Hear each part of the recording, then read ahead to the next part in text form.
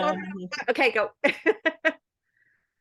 Hi, my name is Megan Flanagan, and I'm doing a little series with my good friend Amy Magyar, who is the owner and founder of FromWithin Coaching. Again, I'm Megan, my Flanagan. My organization is 609 Media, and I also am a coach at FromWithin Coaching. Amy, welcome. Thank Welcome. you so much. This is such a fun series to do. It's been so Yeah. great. So in our first series, our first video, we talked a lot about like how do people, what is the ICF? How do people go down the path of they get this idea, or somebody has said to them, whispered, you should be a coach, and they're like, oh, let me investigate that. That really speaks to me. It feels good. All right, now I go down Google rabbit hole and I am lost. So in our last, we kind of touched upon that in our last series, but I'd love to talk to you more about what would you see as next for people once somebody like reaches out to you, and maybe you get them in touch with their school of their choice, or do they want to get accredited? Like, do you recommend that people take, I guess it would depend if you would recommend somebody try a class on to see if school fits them.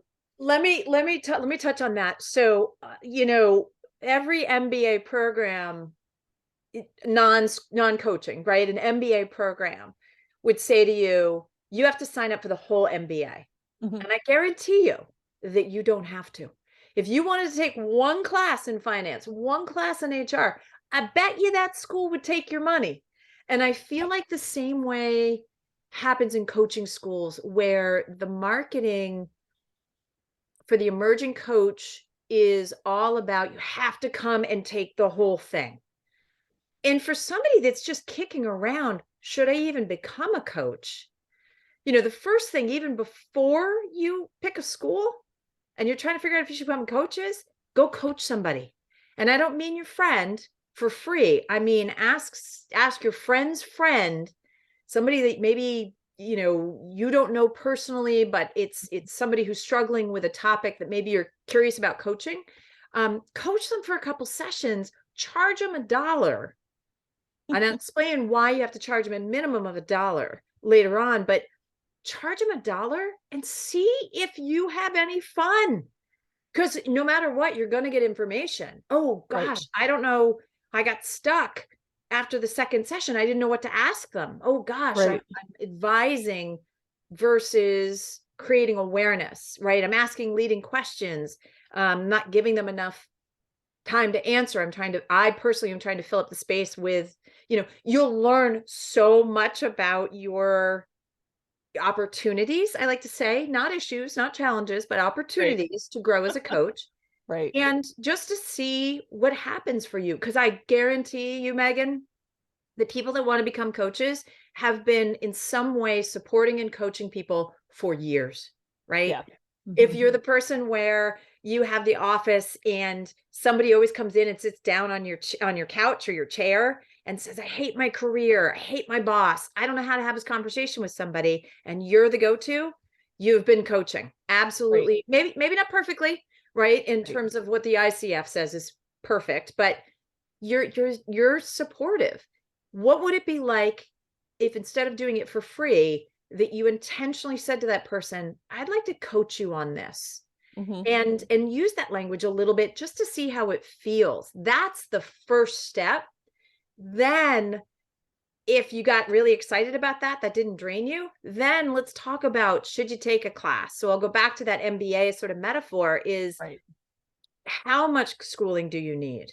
Do you need to have just 1-2 classes to kind of help and grow and, cover some of the opportunities to grow or sort of work on some blind spots that you have?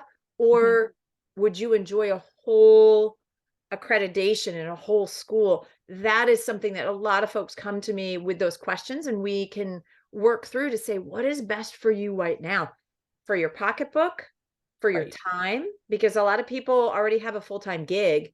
As they want to go through school, do they have the time for it? Because it can be time intensive. And so I think that's the first thing, is really working with somebody. And I'll be fully honest with those that are listening. Do not go to the coaching school that you're curious about and ask them if you should take one class or the whole program. Because what are they going to say?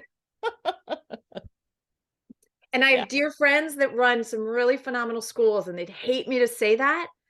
At the end of the day, I want good coaches to come out of this, but in many ways, it's based on what they need right at that moment, and it may not be that full accreditation that they need. I hope that makes sense. No, perfect sense. Perfect sense. Yeah.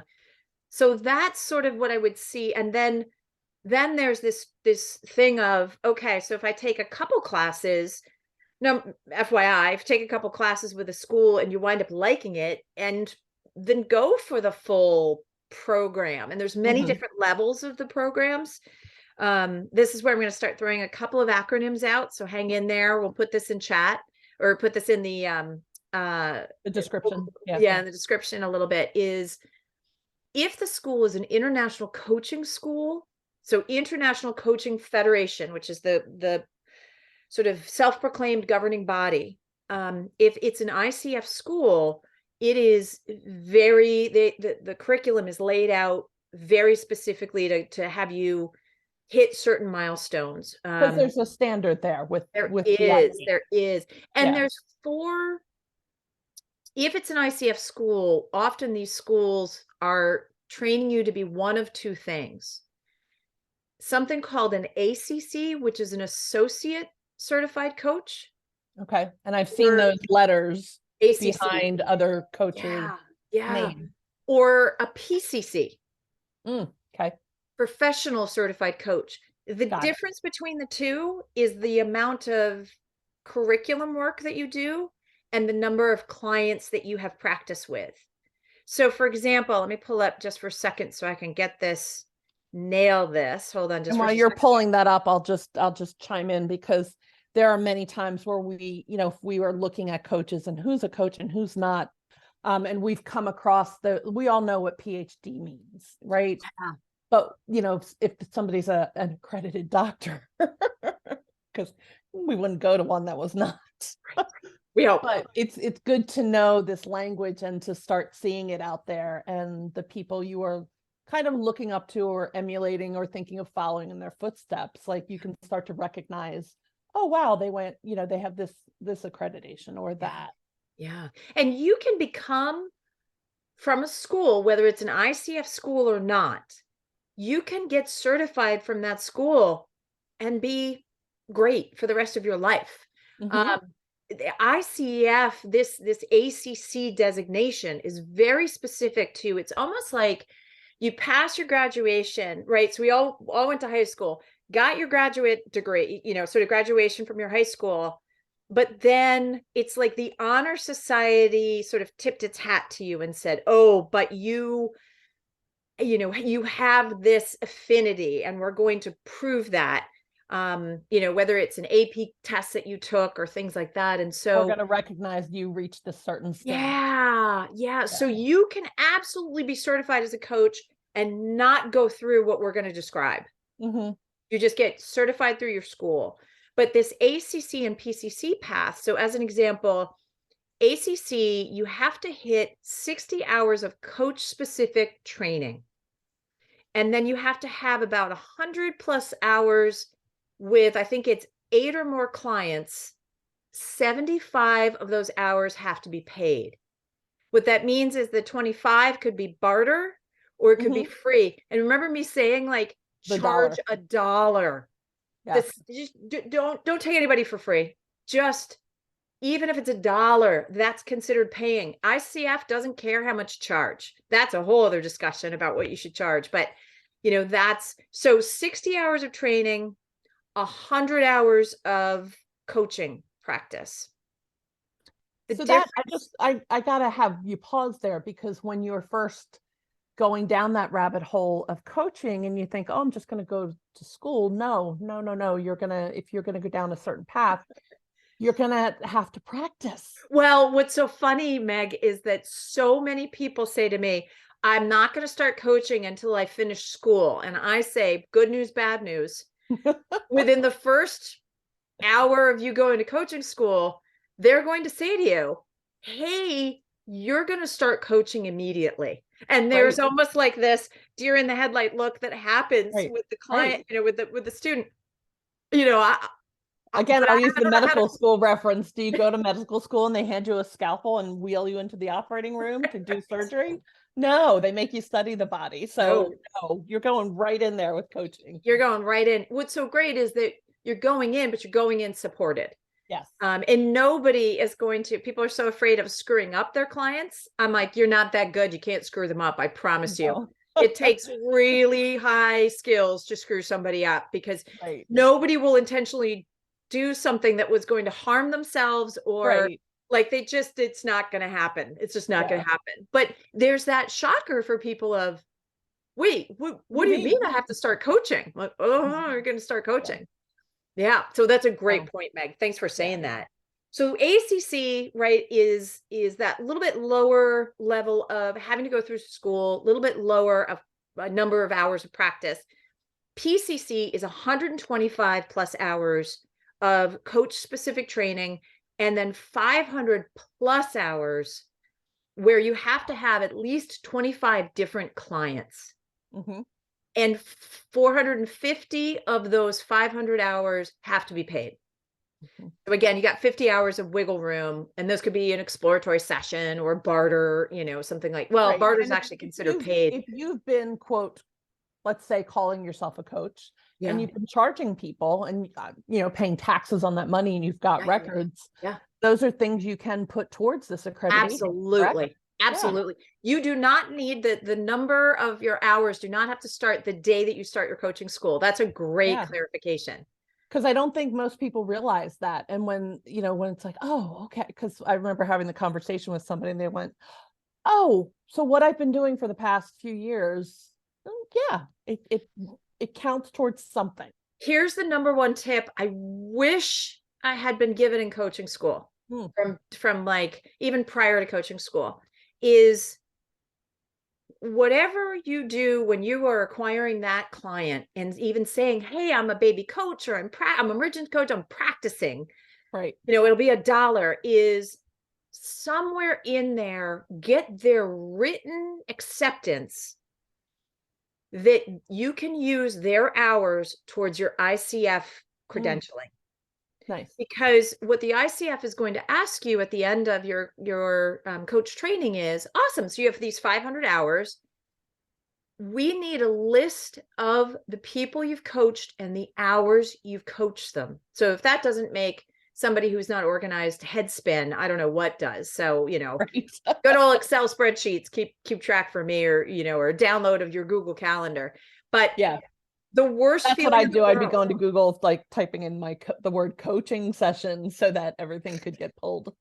So that's important, keeping track. Right. Right. But what happened for me was only halfway through my coaching hours did I get tipped off on that the ICF might reach out to a particular client, not to ask them, what did you and Amy coach on?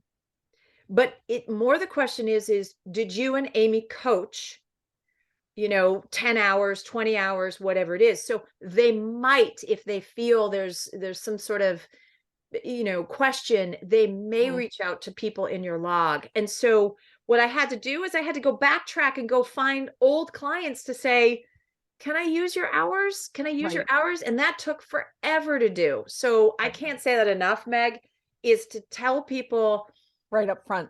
Up front. And most likely they will never be contacted, but do not try to backtrack. What a pain.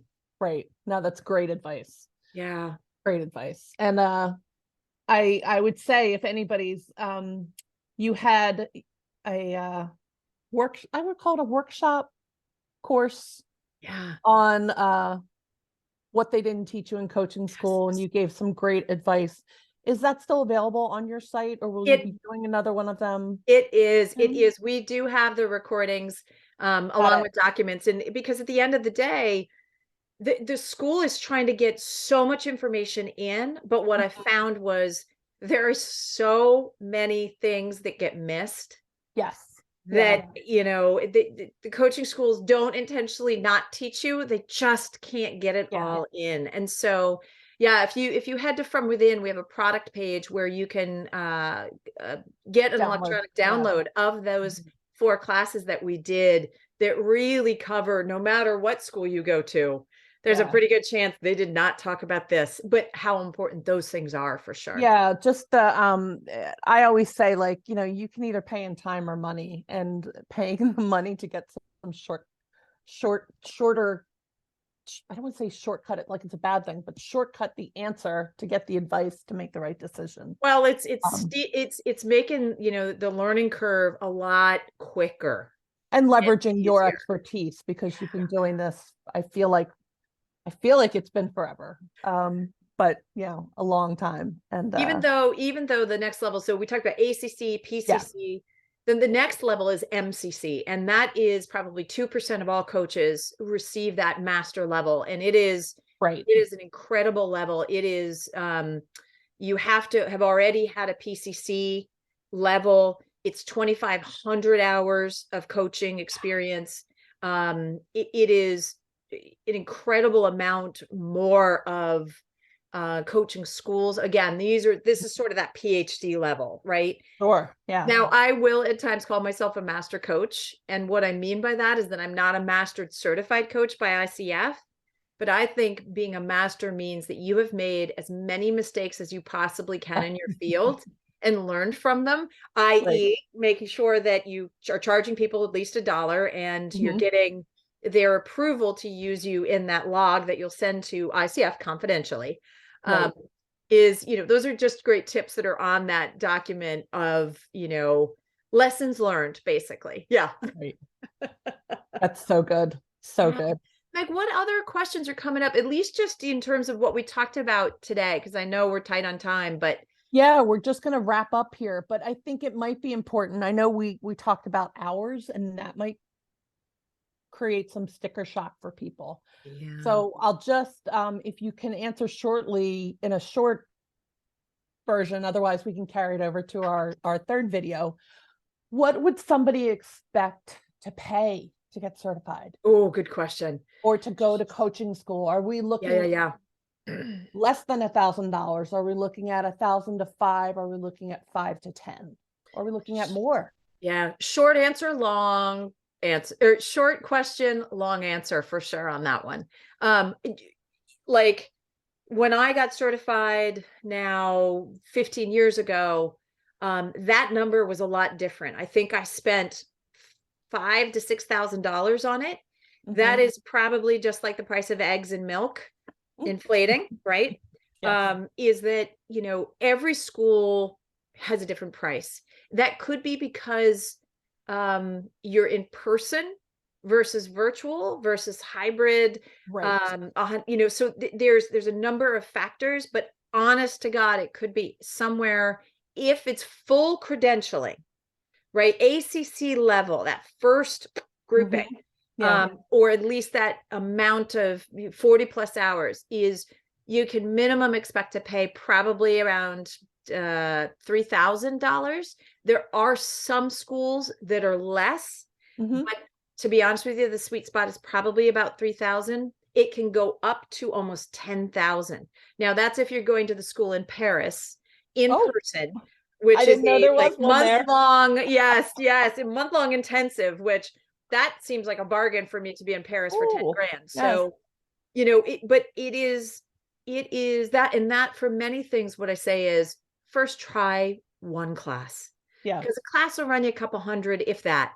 Try the class, see what happens for you, see if it's a good fit for you before you drop money. A lot of these schools absolutely have programs where you can pay and budget. Some of them have scholarships and things like Right. that, but there is money to be put aside. Final Mhm. note, it is tax deductible because it's a business expense.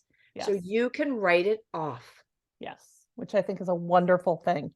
And I love just as you like come into land, if you're going to make the decision to go down this road, like, what am I looking at as far as money? Like, where can I just hit me with, let me know what I might need. So that's very helpful. And I think it'll be helpful to a lot of people just starting out thinking, Awesome. just getting an expectation of what the Yeah. cost might be. Yeah. But It's yeah. cheaper than a 4-year degree or an associate's degree, that's for sure. Mhm. And the opportunity that, if for many folks who are going through school, some of the practice people that they have are actually helping them pay for the schooling Yeah. because they're charging Yes. money for that. Mhm. So, yeah.